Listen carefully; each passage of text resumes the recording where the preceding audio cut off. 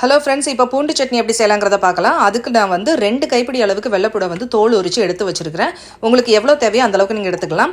இப்போ இதை வந்து ஒரு மிக்ஸி ஜாரில் சேர்த்துக்கோங்க. பல்ஸ் மோடில் போட்டுட்டு ஒன்றும் பாதியமாக இந்த மாதிரி அரைச்சி எடுத்து வச்சுக்கோங்க. பல்லாக கொஞ்சம் கொஞ்சமாக சின்ன சின்னதாக ஃபைனாக வந்து சாப் பண்ண மாதிரியே எடுத்து வச்சுக்கோங்க. இதை ஒரு பாத்திரத்தில் வந்து சேர்த்துக்கோங்க. அதுக்கப்புறம் 1 ஸ்பூன் அளவுக்கு கார மிளகாத்தூளும், 1/4 டீஸ்பூன் அளவுக்கு மஞ்சத்தூளும், 1 ஸ்பூன் காஷ்மீரி மிளகாத்தூளும், 1 ஸ்பூன் தனியாத்தூளும், 1/2 டீஸ்பூன் அளவுக்கு உப்பும் சேர்த்துட்டு 1/4 டம்ளர் அளவுக்கு தண்ணி சேர்த்துட்டு நல்லா ஒரு பேஸ்ட் பதத்தில் நல்லா மிக்ஸ் பண்ணி தனியாக எடுத்து வச்சுருங்க.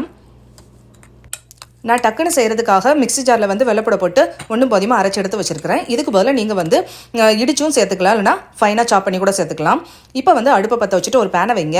அதில் வந்து 1/2 குழிக்கரண்டி அளவுக்கு நல்லெண்ணெய் சேர்த்துட்டு நல்லெண்ணெய் வந்து நல்லா காஞ்சதுக்கப்புறம் கடுகு 1 டீஸ்பூன் போட்டு பொரிய விடுங்க. அதுக்கப்புறம் கொஞ்சம் பெருங்காயத்தூளும் கருவேப்பிலையும் சேர்த்துக்கோங்க. இதுக்கப்புறம் நம்ம ரெடி பண்ணி வச்சுருக்கிற இந்த பூண்டு பேஸ்ட்டை இதோட சேர்த்துக்கோங்க. சேர்த்துட்டு நல்லா கலந்து விடுங்க. அதுக்கப்புறம் இதில் வந்து கொஞ்சம் போல் ஒரு 1/4 டம்ளருக்கும் கொஞ்சம் கம்மியாக வந்து தண்ணி சேர்த்துக்கோங்க. தண்ணி சேர்த்து நம்ம மிக்ஸ் பண்ணி இதை செய்யும் போது அந்த பூண்டும் நல்லா வதங்கி வெந்து வரும். அதே சமயத்தில் இந்த மாதிரி தண்ணி சேர்க்கும் போது அதுலேருந்து நல்லா எண்ணெய் பிரிஞ்சு வரும். இந்த மாதிரி கொஞ்சோண்டு தண்ணியை மட்டும் சேர்த்துக்கோங்க. தண்ணி சேர்த்துட்டு நல்லா கலந்து விடுங்க. இந்த மாதிரி ஒரு கொதி வரட்டும். ஒரு கொதி வந்ததுக்கப்புறம் மூடியை வச்சு மூடிட்டு ஃப்ளேமை நல்லா சிம் பண்ணிடுங்க. சிம் பண்ணிட்டு ஒரு 3லேருந்து ஒரு 4 நிமிஷம் மட்டும் அப்படியே சிம்மில் வைங்க. நல்ல ஓரங்கள் எல்லாத்துலேயும் நல்லா எண்ணெய் பிரிஞ்சு வரும். இது சரியான பக்குவம். இந்த பக்கம் வந்ததுக்கப்புறம் நம்ம அடுப்பு வந்து ஆஃப் பண்ணிடலாம். அடுப்பு ஆஃப் பண்ணதுக்கப்புறம் 1 டீஸ்பூன் அளவுக்கு லெமன் ஜூஸ் சேர்த்துக்கோங்க. அடுப்பு ஆஃப் பண்ண உடனே சேர்த்துக்கோங்க.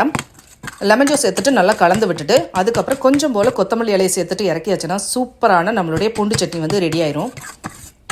இதை உடனே நம்ம வேற ஒரு பாத்திரத்துக்கு மாற்றிட்டு நல்லா ஆறுனதுக்கப்புறம் மூடியை வச்சு மூடிட்டு வெளியிலே வச்சு நம்ம வந்து யூஸ் பண்ணலாம். அதாவது மேலே வந்து எண்ணெய் மிதந்து இருக்கிற பட்சத்தில் வந்து சீக்கிரம் இது கெட்டு போகாது.